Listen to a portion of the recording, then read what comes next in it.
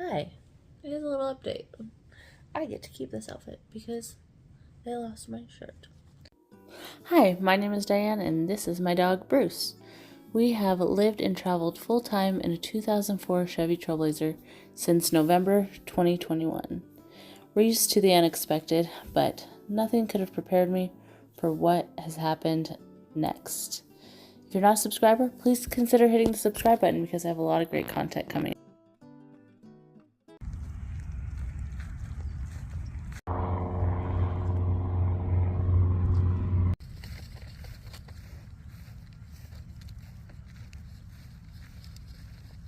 Okay, so Bruce is not up to date on his vaccines. I thought they did that when Hank went to go have his teeth removed.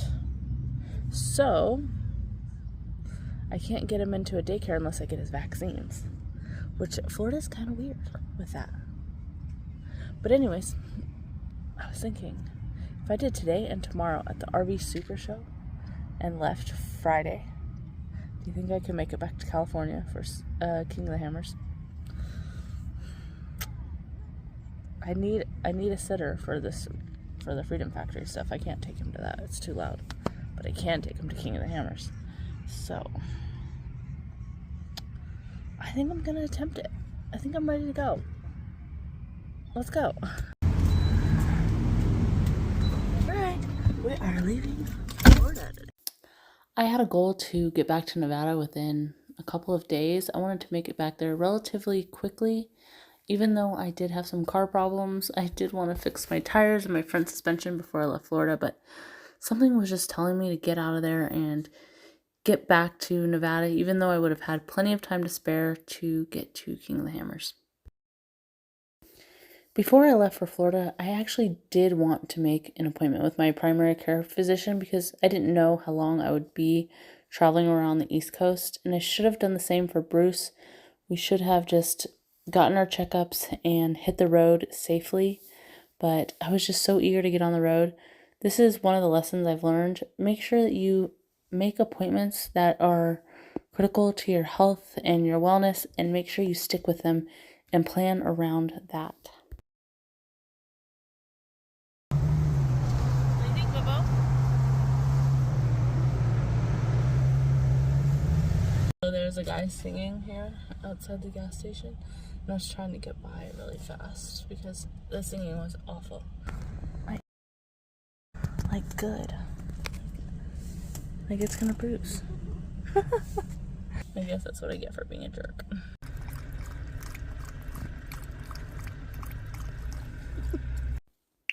From the moment that you start to plan maybe a life of living on the road, especially alone, you're already beginning to listen to your intuition, even if you didn't do that before. And I feel like the longer that you spend time alone on the road, traveling around, you end up listening to your intuition more and more. And I'm really glad that I did. But I need to learn how to listen to my body. I was not feeling well most of December and definitely January. I started eating a lot of yogurt and eating better, exercising, but that just wasn't helping.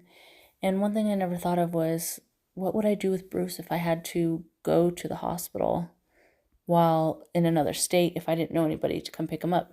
He would probably end up at the pound, and I don't think that Bruce would do very well there, and that is definitely not an option.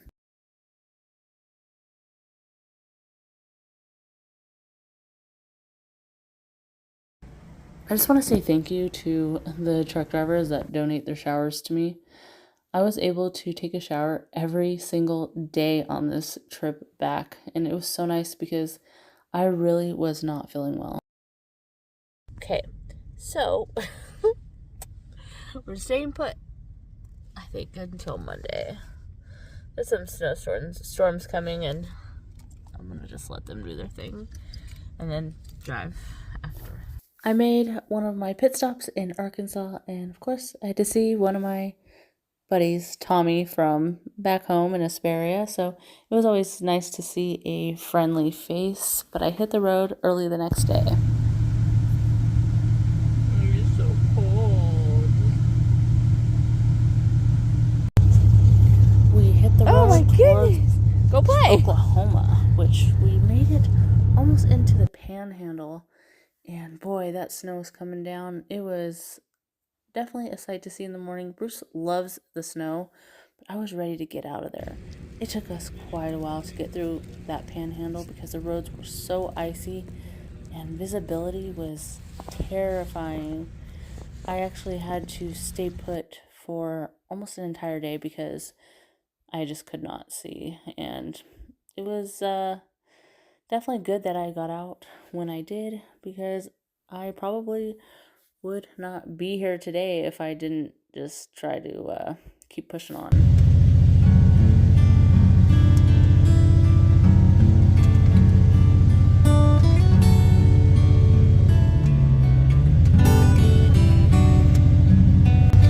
What do you think?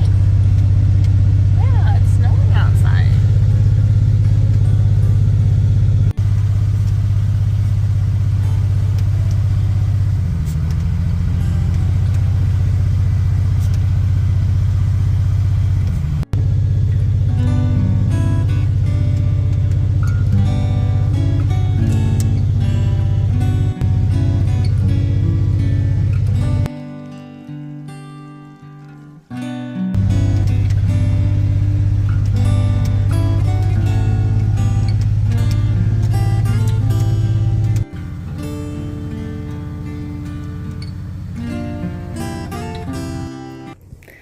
During this drive, I ate probably 3 things of that yogurt just because my body just felt so sick and poisoned. It wasn't necessarily in pain, but I just felt gross. And I even mentioned to a friend that I wanted to get back as soon as possible because I needed to go to urgent care.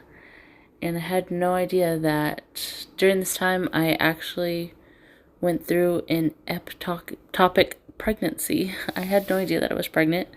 And, well, so my fallopian tube was about to rupture during this drive, and luckily I did make it back to Nevada.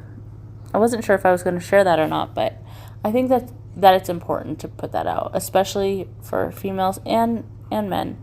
It's important to go get yourself checked and make sure that you are listening to your body and taking care of yourself. I think it's very important to check everything and have that yearly exam so that we know what's going on, and listen to your body. This could have happened anywhere. It could have happened right here in the middle of nowhere where I didn't have any service, and luckily I did make it back to Nevada, and I'll explain a little bit of that to you.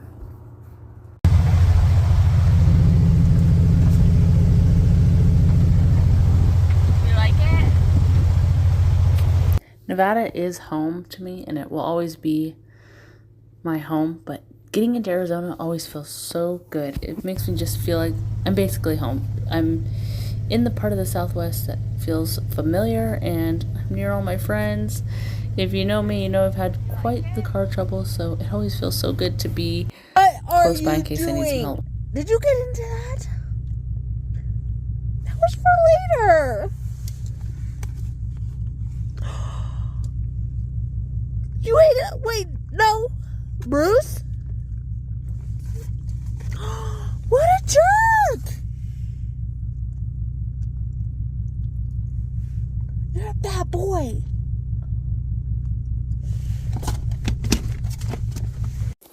On the way into Vegas, we stopped and saw Amber, and that made Bruce and I both feel amazing.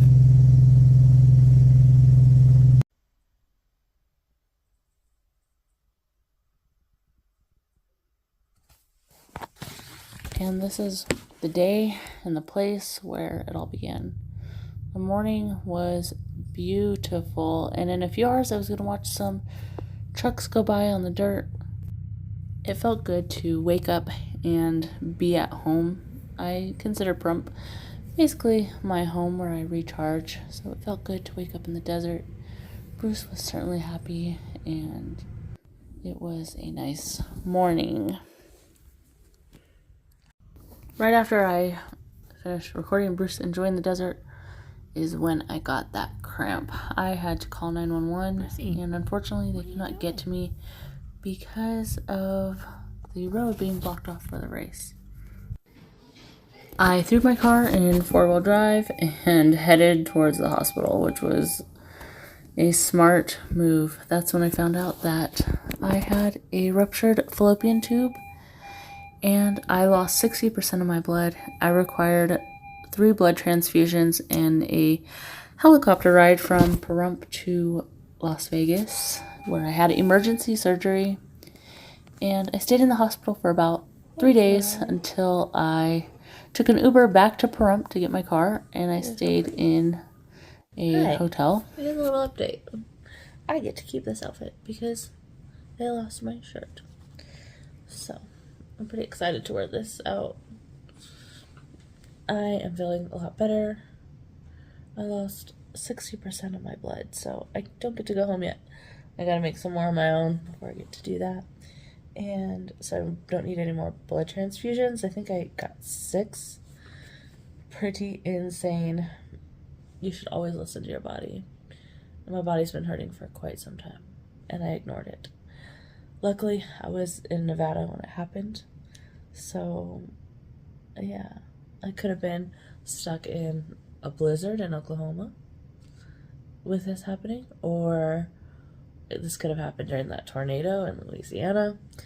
But it's always important to listen to your body, and I should have gone to the doctors and done a whole check before I drove across the country and made sure I was healthy and good to go. So, lesson learned. But I'm doing all right.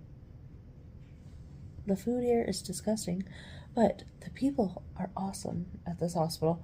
I'll tell you which hospital it is after I leave, but thankful to be alive.